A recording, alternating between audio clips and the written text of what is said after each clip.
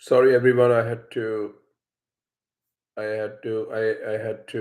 create a new link because of some issues with the previous live stream.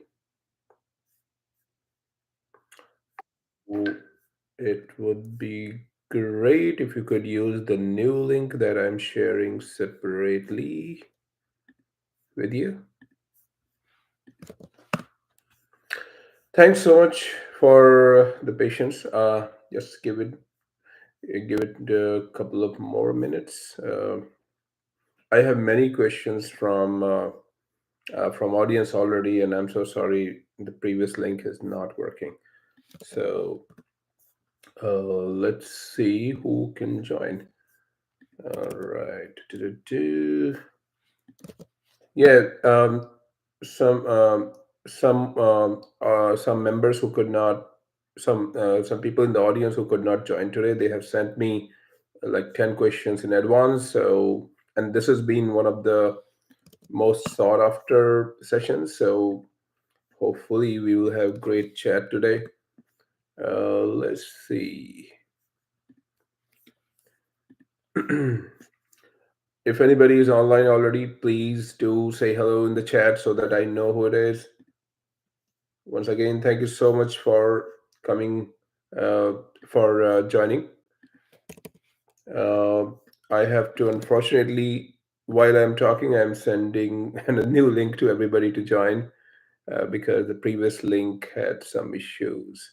So hopefully more people can join today. Let's see. Just give me another few minutes. I have a lot of great questions and topics to talk about. So hopefully it would be a great session today. It's a bit. It's like 8:05 a.m. Here where I am. Hey Sanjay, thanks for joining. I really appreciate your time. Um, if you have any quick questions uh, or any suggestions or ideas on investing or personal finance, please let me know. I will try to address them and I will also try to learn from them. When I have promised someone else uh, to essentially respond to the, or rather answer the questions they have sent. So if I don't hear from the live audience, I will also try to answer some good questions that have been sent offline. Uh, let's see. So a very interesting question from someone in Canada. Uh, they say they're asking, the first question he has is, I have been investing in GICs. In Canada, they are called GICs, and in the US, they are called CDs, Certificate of Deposit, and India, they're called FDs. So this person says, I've been investing on GICs, and I want to start my stock investing journey. Uh, is mutual funds or ETF a good start? That's a very good question. I see. Essentially, GICs are good to start. I have seen so many people having hundreds of thousands of dollars in checking account with zero interest, and that's really essentially is it's just equivalent to losing money. So uh, GIC is definitely better. You have to just be careful of the interest rate you're getting and the percent, uh, what do you call, the percent of your portfolio that you allocate to GICs. Yes, but essentially, in case of investing, I believe whatever works for you, whatever you're comfortable with, start with that, and then uh, I would say try out other investing methods as well, stocks, mutual funds, and whatnot. Take the amount of risk that you can, given the level of understanding you have, and also seek professional help, learn from them as well. Even when you are seeking professional help, always do your own due diligence as well, because professionals sometimes are not as good as you think they are, and they have other priorities as well. They're in the business of making money, so they sometimes there's conflicts of interest. In any case, it's your money, so you have to always ensure that uh, you are monitoring what's happening with your money, right? So that's what I would say. And yes, I would say start with GICs. Uh, Go the ETF route, invest regularly in some good ETFs at regular intervals. Start with a amount that you are comfortable losing as well, in case, or losing as in if it goes down a bit, right? So I mean, do whatever is uh, do take I mean invest only the amount that you're comfortable investing in ETFs. It's really high risk, but relatively low risk in the long term. So stock investing is mostly long term investment. When I say long term, I would say 5 years at least. I mean, 3 years is okay, but I would say 5 years. I've been investing online for at least about 24, 25 years, and I have seen a lot of uh, financial cycles as well. So I think you should be ready to invest for the long term. Now, the other question I have is pre-authorized investing good? By pre-authorized investing, I think what he means is what we call SIPs, or a method where you regularly invest a certain amount of money in a certain investment, so that you get what is called dollar cost averaging over time. And this essentially is relatively low risk, although caveat is that once I was suggested a mutual fund by one of the advisors, which was a new fund offer, and that new fund offer didn't do well. I kind of blindly believed, although since I did not know much about it, I put just a small amount of money in it, so I was okay. Unfortunately, this new fund did not do well, and after a year or so, uh, uh, I I had to exit it with some loss. So, like with any investment, even most of the good mutual funds or stocks will give you good return in the long term.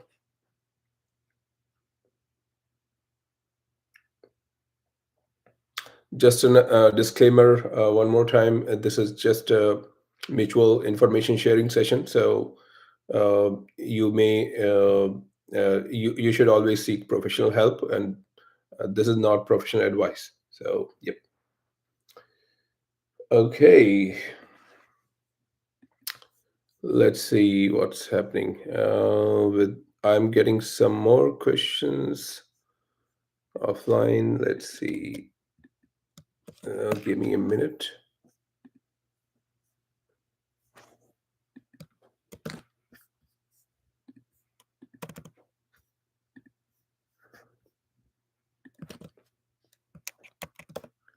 Okay, so all right.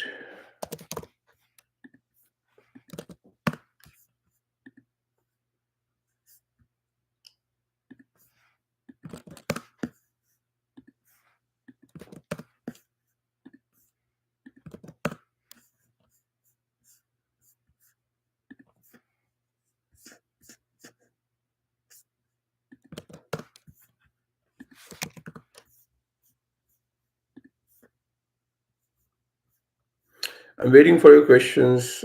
Please, right.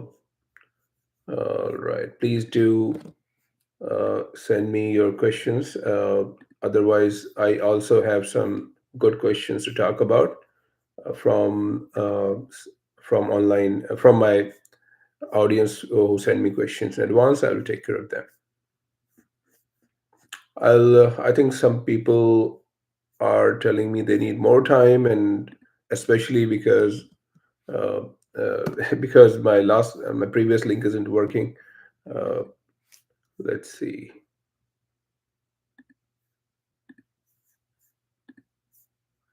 One moment, guys. So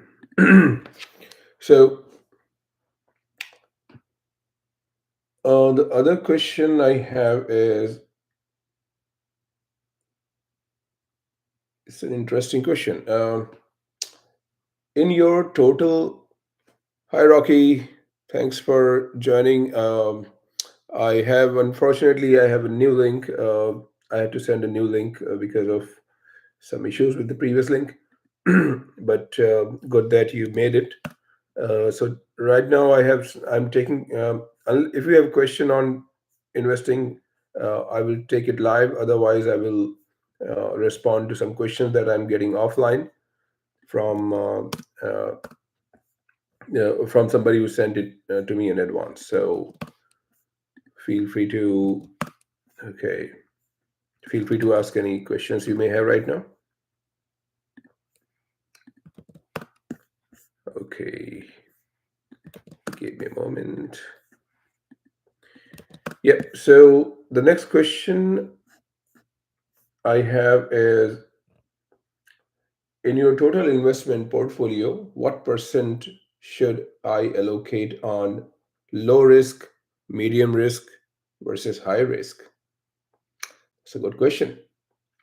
It honestly, it's based on, at least this answer to this is based on, it differs based on your at least like 15, 20 different factors, which are very specific to your situation, based on your age, your responsibilities, your current income, the amount of savings you have, and such. So uh, it's not easy. I mean, maybe we can take it offline, this discussion offline, and also it's a good idea to seek professional help as well. There's no single percentage that I can talk about. Uh, I can probably, yeah. So it's not a good idea to go by a certain percentage based on what somebody else tells you.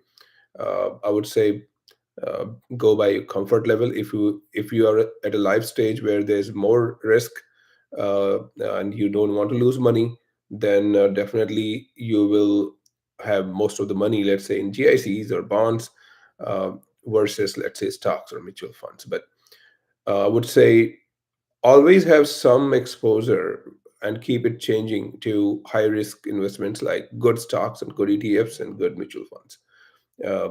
Yep. So, and also have some emergency funds readily available. Some liquid funds readily available in different, in, like, let's say, savings or checking accounts, or yeah, savings or checking accounts as well. So, like I said, the amount of, or the percentage of investment in each type of investment instrument will depend upon your needs, your current life situation. I hope that answers the question. Now, the next question I have is, just give me another few seconds, please. I am getting, because the last link is not working, I'm getting some questions on WhatsApp about the correct link. So hopefully some more people can join. Let's see. Okay. Alrighty. So the next question I have is, can you help design an ideal portfolio, such as what percent mutual fund, what percent GIC or fixed deposit, or in the US they're called CDs, what percent ETF, what percent stocks? Again, it's related to the same question. Again, it depends upon your current, how much risk taking capacity you have based on your personal needs, your life stage, your amount of savings you have, and essentially you have to first calculate the amount of risk you can take in the short versus long term, and then uh, allocate your funds accordingly to different kind of investments. So, Rocky Games, do you have any question, or Sanjay, or anyone else who joined? First of all, good morning and good evening and hello to those who have joined despite the challenges with the last link. Um, One moment. I'm getting so many questions on what happened to the link. Sorry about that, guys. This is my third day live streaming, and I wish I knew how to do it better. But I'm learning as well. So I believe over a period of time, it will get better. It's definitely better than what it was like 3 days back. So just that some of the audience members are do not have this link, and they want me to provide the new link. Okay. Oh, Sanjay, a good point. So there's, I mean, besides the questions I have, I already discussed. There's two more. There's five more, six more questions I have from the audience. First of all, is in your opinion, how much should one have in order to retire safely? He's talking about Canada, but I believe uh, I can give. I mean, this can be any of us living anywhere needs to uh, have an idea of how much we need to save, or how much we need to be financially independent. And the next question I have is how much I should how much should one have saved at different milestones in their life by, let's say, the age 30, 40, 50. This is an interesting question. Again, it depends upon your personal needs and aspirations, uh, and how you want to design your life. I think, and the next question, Sanjay, I have is buying a rental investment property a good idea at this point in time? uh, I have been hearing news about landlords having trouble with tenants failing to have pay rents, and they are moving towards Airbnb style, what do you call, rentals. So again, this is a interesting question. Probably deserves a live stream or video on its own. The next question I have is, uh, does hiring a property manager reduce a lot of landlords' hassle? uh, for example, finding right tenants and credit checks, etc. Do they handle issues with tenants' failure to pay rent? This is again, this question needs a live stream on uh, investments in rental properties, and I will try to address it briefly today. The other one I have is, with the current interest rate, is it a good option to buy a second investment property? That's again a very fully loaded question. Uh, Again, being a landlord, what are some of the issues you have faced, and what are the advices to a new landlord? So these are the questions I have, Sanjay. Do you have anything of your own?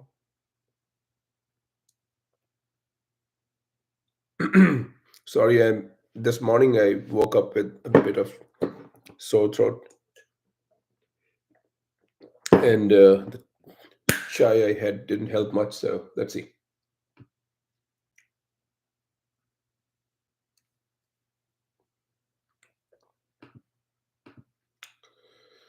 Okay, so if you don't have any questions, I will try to address the questions I just mentioned,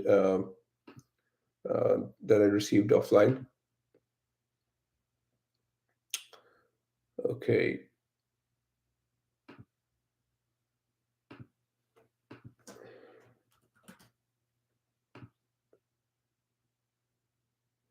thanks, Sanjay. I really appreciate you taking the time to attend. Uh, Now, um, okay. I mean, there was an interesting question from Vijay, who sent me some questions offline. how much money you need to retire safely and be financially independent. Again, like I said, it depends upon what your expectations from life are, where you live, and what your aspirations are, what kind of life you want to live, right? Somebody with minimal needs and aspirations may be able to survive in, let's say, $50,000 a year. Another person would need probably 500,000, right? And or others may need something in between. So again, this depends upon your life stage and your aspirations on what quality of life you live. Whether let's say you have there's some basic needs like healthcare. Is it taken care of for you at the age you want to retire? How about your family responsibilities when you like to retire? So it depends upon that. Uh, okay. And here's a related question: how much one should have saved at different milestones, like in life, like age 30, age 40, age 50. This is again depends upon uh, what kind of life you want to live, and what you have to calculate your, let's say, annual income, as well as uh, annual uh, exp- uh, expenses, as well as for this year, plus, let's say, for the next 5 years or so. And then based on that, you can start with the minimal investment amount, and then you can decide. You can definitely set some goals for each milestone and find ways to reach those goals and take actions at each life stage uh, to achieve those.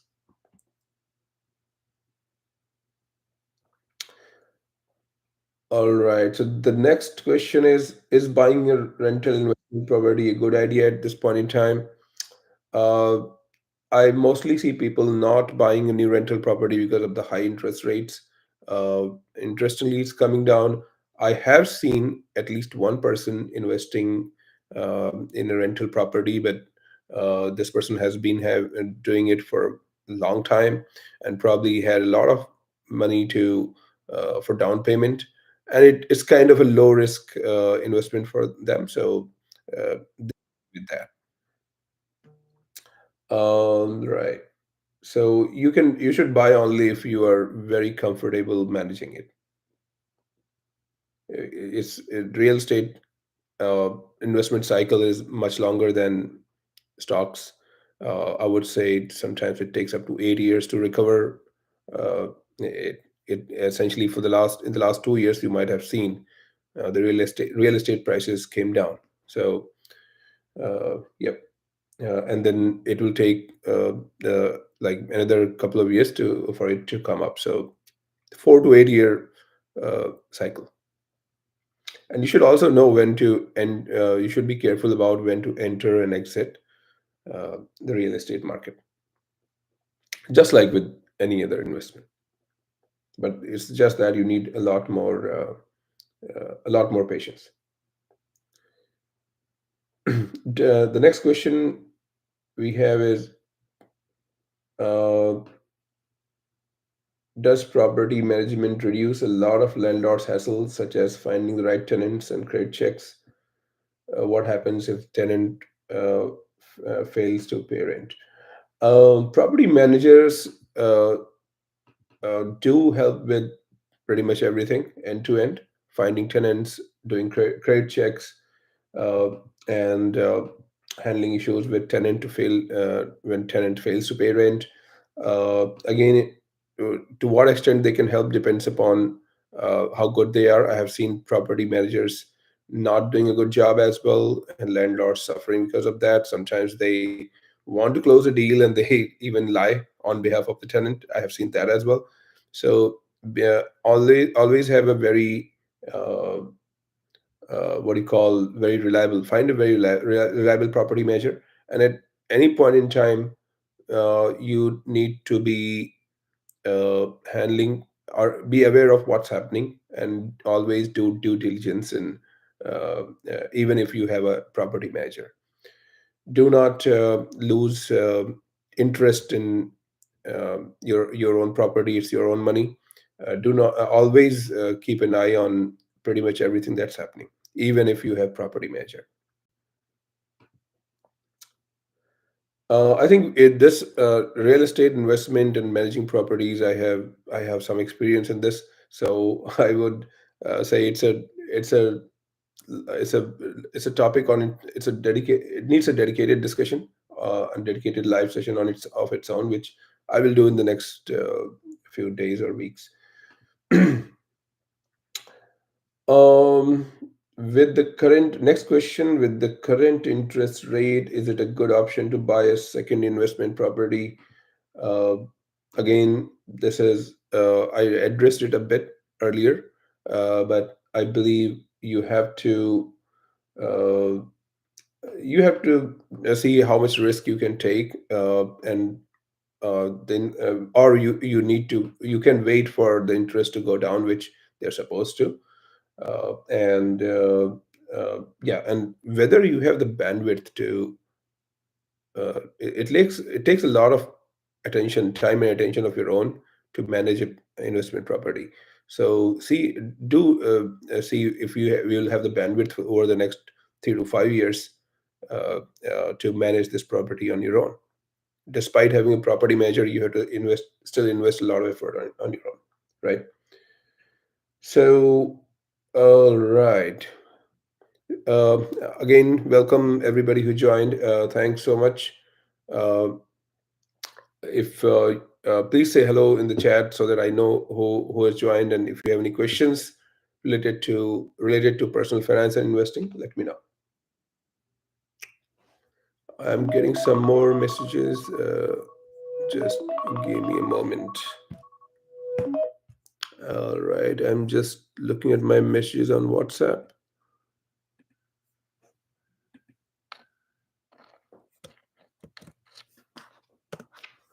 Okay, so I'm still getting questions on what happened to my previous link. So I need to learn how to not make the mistake I made last time. I made it. I sent a link to everybody who which somehow had some problems, and I did not realize that if I close a live session, I need to create a new link. Anyways, I closed the last live session by mistake within the first few seconds, and uh, I could not use the same link again. So, all right, let's see. So, please say hello. I see a few new people who have joined, but I do not know who it is. Unfortunately, the YouTube web-based interface is not showing me exactly in real time who has joined. Hi, Amy. It would be great to know who you are, if you, unless you want to be anonymous. If you can let me know who it is, who you are, it would be. I will have some more context to answer your questions. Hi, Obito. Oh my, it's so good that you are here. I Unfortunately, I have my last link was not working, so I'm not sure how you found this new link, but let's see. Um, One moment. I'm getting some more messages.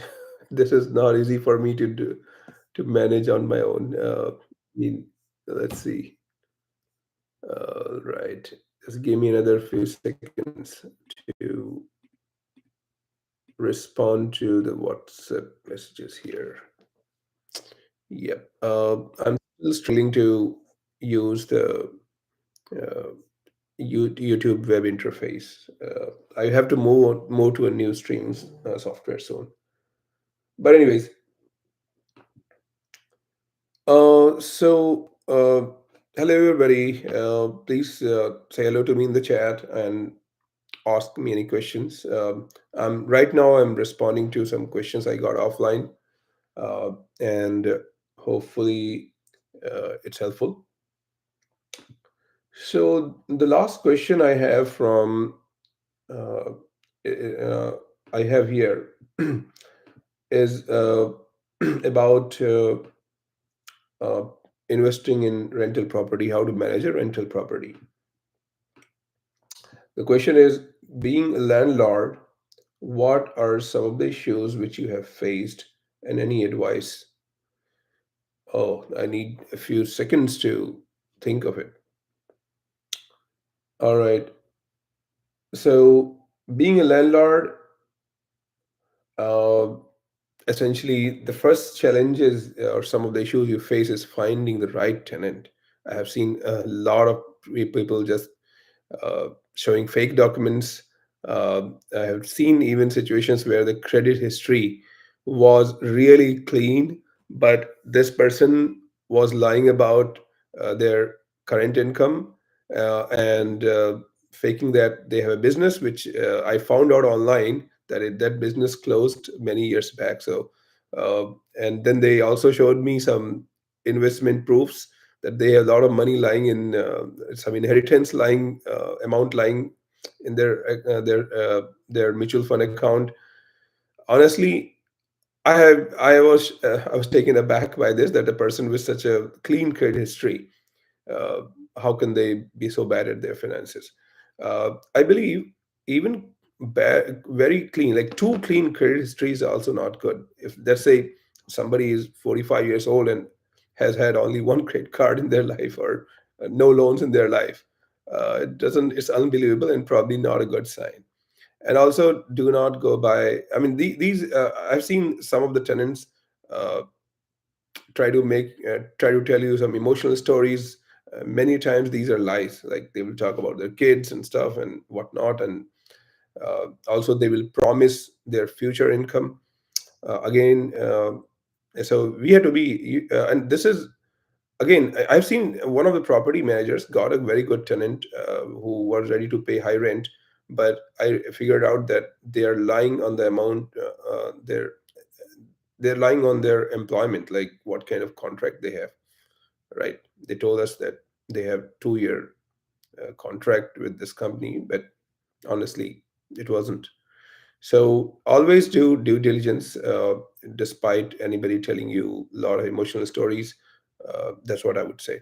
Just just a disclaimer again. This is not professional advice. I'm just sharing my own experiences, and please always consider your own situation and seek professional help for any financial investments.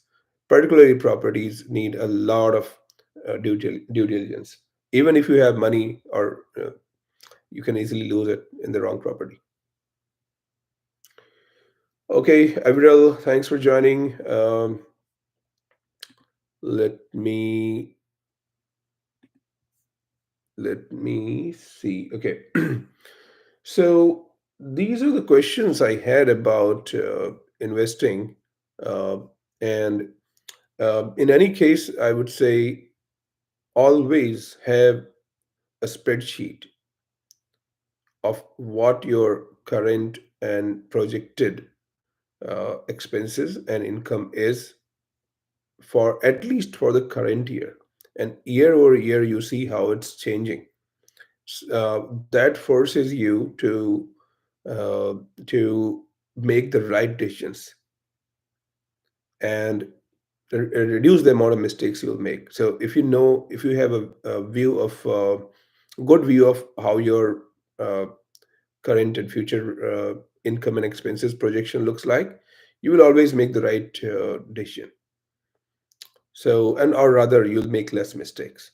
So without having you can say, let's say, the personal without having an idea of your personal finances in a spreadsheet, please do not make any investment decisions. So put together a spreadsheet with month over month, how much yeah, what are your expenses and what's your income or projected income, and then you will definitely make the right decisions, right? Sometimes yeah. Hi Neelam, thanks for joining. How to manage personal expenditures better? How to invest better? That's a good question.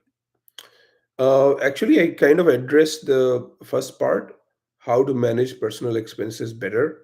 There's almost always there's a way to reduce the amount of money you paid for something, or uh, or essentially decide whether to buy something or not. But I have seen people in the last 20, 30 years, I have seen people losing their lifetime savings in stocks or in Bitcoin. I personally know these people, and they're people with family, with kids and whatnot. And I don't want to talk in too much detail about the kind of situation they were in, but they essentially suddenly, most of the people I've seen make mistakes or go bankrupt when they have a lot of money. Surprisingly, people with less money do not go bankrupt as often as people with a lot of money do. I've seen billionaires going bankrupt just because they did not manage they made one or two wrong decisions, just one or two wrong decisions, and they took way too much risk, and they billionaires or millionaires got into trouble. So I would say, please read this book called Psychology of Money. That will open your eyes. It's a very good book, and it's very easy to read and very small book to it, very short book. So do do read this book called Psychology of Money, because unless you manage yourself, your emotional quotient or EQ, you cannot manage money. So you can make friends with money only if you can manage your emotions well. So do try to uh, essentially learn read this book, Psychology of Money, by, I think, Morgan Hansel, and try to see if you can learn from some lessons from that book. Now, how to invest better, Neelam, as I covered a few minutes back, uh, uh, how to invest better. First of all, get a get a good sense of what your current expenses and what is your projected, sorry, current income and expenses and projected income and expenses for this year and for the next few years are. Everything every decision, including investments, will be based on that. So have some objective idea of what your investments, what your current situation is, and then you will make the right investment decision. uh, Start with low risk investments, and then, depending upon how much risk you can take, do try to get your feet wet uh, by making some small investments in higher risk instruments like mutual funds, ETFs, or stocks, and also real estate. So I would say, only invest in an instrument when you are comfortable, when you have done a lot of research on how it works, what are the mistakes you can make, what are the mistakes you can avoid, uh, and how the whole business works. So yeah, so take only the amount of risk you can take by getting an objective idea of your current situation. I hope that answered the question, Neelam.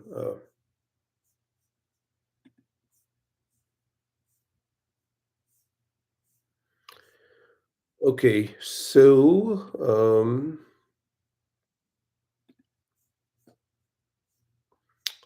all right, it's 8:42, about 45 minutes. Despite the challenges with the previous link, I did have a few people join. So thanks for that. Thanks for taking out the time, and I hope this. I would like to close this session now because I have to start the day, and I will see you all in the next session. I will try to have another session tonight at 9 p.m. Pacific time, or 9:30 a.m. India time. So I will see you guys later. Thank you so much for joining. Bye bye. See you later.